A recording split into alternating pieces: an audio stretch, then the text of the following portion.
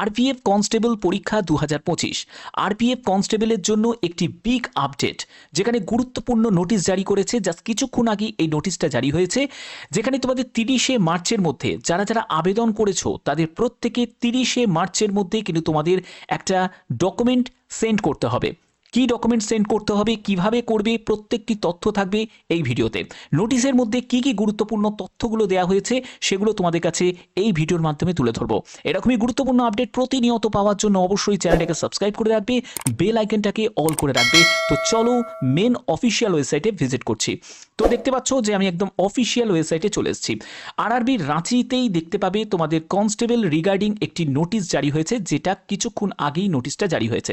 আমরা নোটিশটা আগে ডাউনলোড করে নেব, তো দেখে নিই যে নোটিশে কি বলা হয়েছে। তো বন্ধুরা আমি পিডিএফটা ওপেন করে নিয়েছি। এখানে তোমরা দেখতে পাচ্ছ যে government of India, ministry of railways, railway recruitment বোর্ডের তরফ থেকে নোটিশটা জারি হয়েছে। নোটিশে কি বলা হয়েছে? নোটিশে বলছে যে notice for sending the latest community and caste certificate through email by all the application accepted.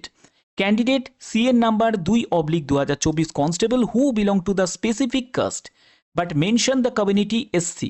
যারা স্পেসিফিক কাস্ট থেকে বিলং করছে কিন্তু তারা এসসি কমিউনিটি হিসাবে তাদের মেনশন করছে, তো সেই ক্যান্ডিডেটদের উদ্দেশ্যে কিন্তু এই নোটিশটা জারি হয়েছে। কোন স্পেসিফিক কাস্টের কথা বলা হচ্ছে দেখে নাও।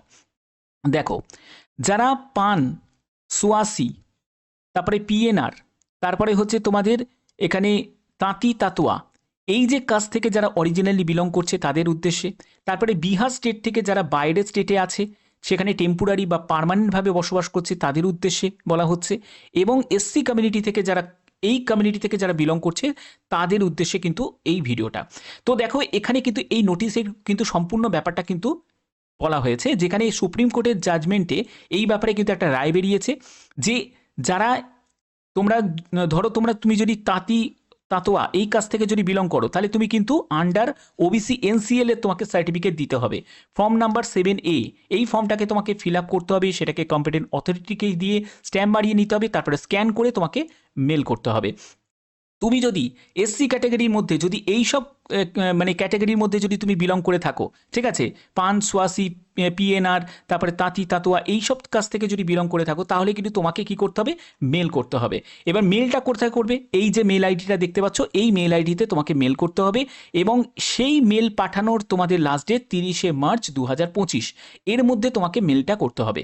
এবার তোমাদের প্রশ্ন জাগতে পারে যে স্যার আদার্স যারা এসসি ক্যাটাগরি থেকে কিন্তু অন্য মানে রাজবংশী হতে পারে বা অন্য দাস হতে পারে বা বিশ্বাস হতে পারে, এরা যেসব কাজ থেকে যারা আছে, তো সেই সব ক্যাটাগরিতে তাদের কি কোনো কিছু করতে হবে? তাদের কোনো করার কোনো প্রয়োজন নেই।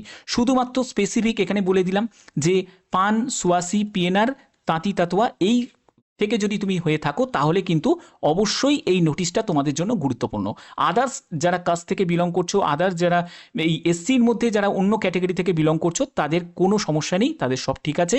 এখানে এই নোটিশে এটাই বলতে চাইছে।